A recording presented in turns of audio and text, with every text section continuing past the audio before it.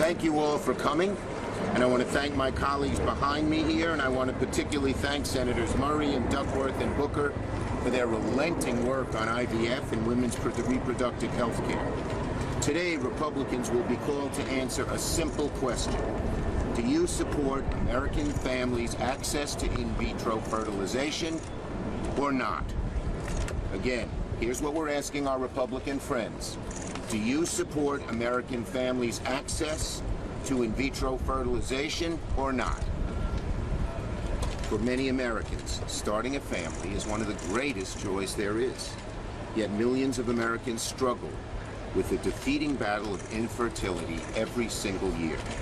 Sadly, as we've learned this year, access to IVF can no longer be taken for granted. From the moment the MAGA Supreme Court eliminated Roe, the hard right made clear that they'd keep going. In Alabama this year, we saw just how vulnerable IVF has become as the next target of ultra-conservatives. Since then, we've seen Republicans tie themselves in knots over their support for IVF, claiming they support access to IVF, support insurance paying for IVF treatments, support helping families pay for IVF. And then, when the rubber hits the road, they vote no. Because here's the secret. Republicans want people to think they support IVF because they know how unpopular that position is. They want to keep their true agenda hidden from the public. But look at conservative groups like the Heritage Foundation and some of the main groups that led the charge to strike down Roe. They speak plainly and clearly, saying IVF is their next target. There are groups of these are the groups Republicans listen to. These are the groups who set their agenda. They want to insert government into IVF decisions and tell a woman and her doctor what she can and cannot do when it comes to IVF.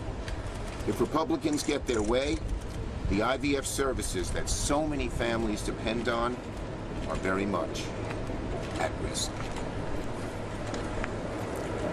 This is Kate Farley and her beautiful family from, Okay, great. This is Kate Farley and her beautiful family from Irvington, New York. I brought Kate to the State of the Union as my guest. She was then 37 weeks pregnant. Now, she has become a mother to her second child, thanks to the scientific miracle of IVF. Kate and her family. Look at this beautiful family. Look at that beautiful baby. All because of IVF. Kate cried when she heard the Alabama court decision, wondering how people could be so cruel to take away the right to a procedure she desperately needs to start a family. And I have some of Kate's empathy personally. I am the father of a beautiful grandchild because of the miracle of IVF. So, today we're working to make sure no kind of family has to face the obstacle that Kate and her family did, Kate Farley. And that's why today the Senate will vote again on the Right to IVF Act. It's time for Republicans to live up to their words. It's time to vote. If Senate Republicans vote no today and strike IVF protections down yet again, it will be further proof Project 2025 is alive and well.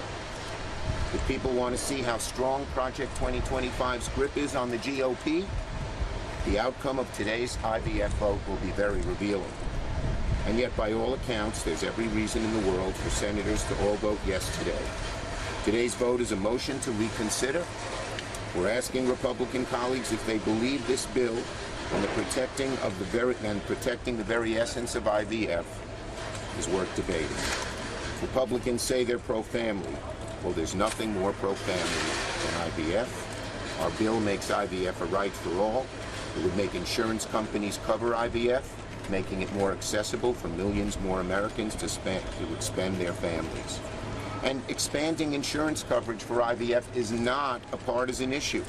A survey from Pew Research showed 7 in 10 Americans say access to IVF is a good thing.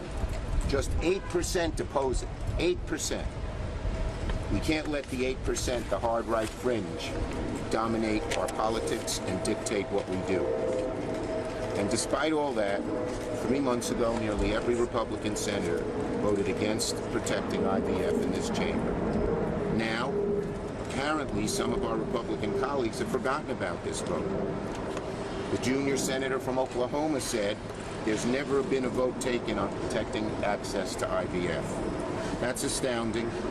Vital protection for families nationwide, and Republicans can't even remember it.